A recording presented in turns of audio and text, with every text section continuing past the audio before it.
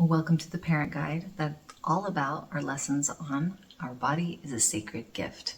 I want to share my notes with you, give you a little heads up about what we're going to be talking about for these lessons.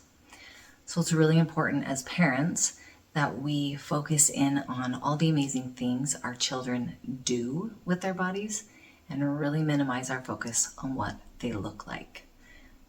I bet in your own home you're seeing how the influence of social media and beauty trends and unrealistic expectations with beauty has really led to a lot of confusion for both our sons and especially for our daughters.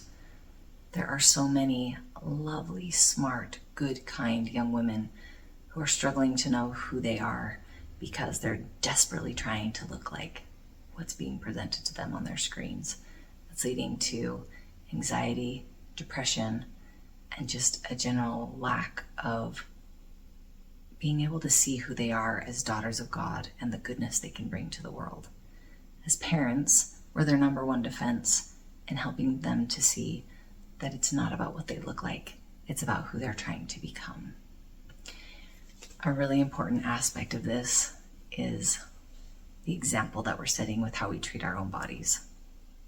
If we're constantly comparing our bodies to other people, if we're complaining about our bodies constantly and nitpicking about things we don't like, if we don't treat our bodies with respect by feeding them with nutritious food, getting the sleep that we need,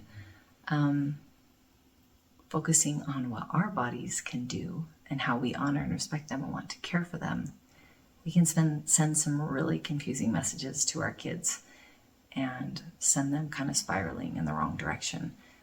It's something we really need to be aware of and careful of with the things that come out of our mouths and the ways that we show our respect and love for what we've been given.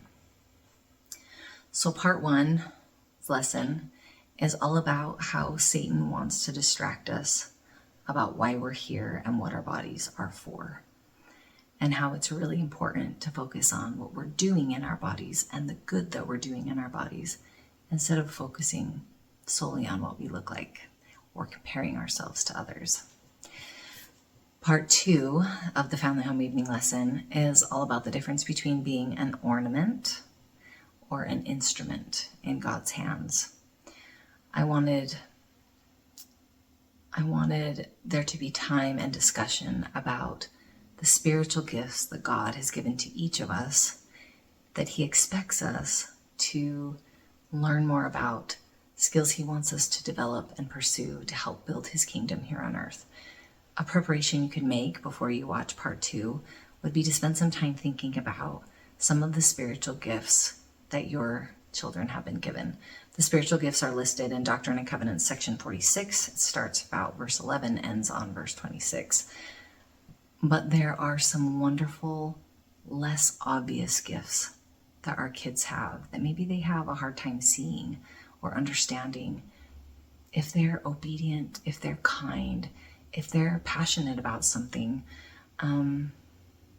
there's little talents and traits that each of them have that make them unique and make them special in your home. So if you can highlight those for them, we're going to spend some time writing down our spiritual gifts or some passions or interests that we have that we could use to develop God's kingdom here on earth. And that would help you to facilitate that discussion. I think that's it for what I have for this introduction. As always, please reach out on my contacts page at the website, which I linked below, if you have any questions or any topics you'd like me to address here that could help your family. I would love to be a valuable resource to helping you facilitate discussions that make talking about healthy sexuality less awkward and more empowering in your household. All right, I hope you enjoy the next 2 lessons, and I would love any feedback that you have for me for going forward. Thanks. Thank you so much for joining me for this lesson today. You can find a link to all of the healthy sexuality lessons here, along with a link to parent guides. If you found this lesson helpful, please share it with others who it may be useful for.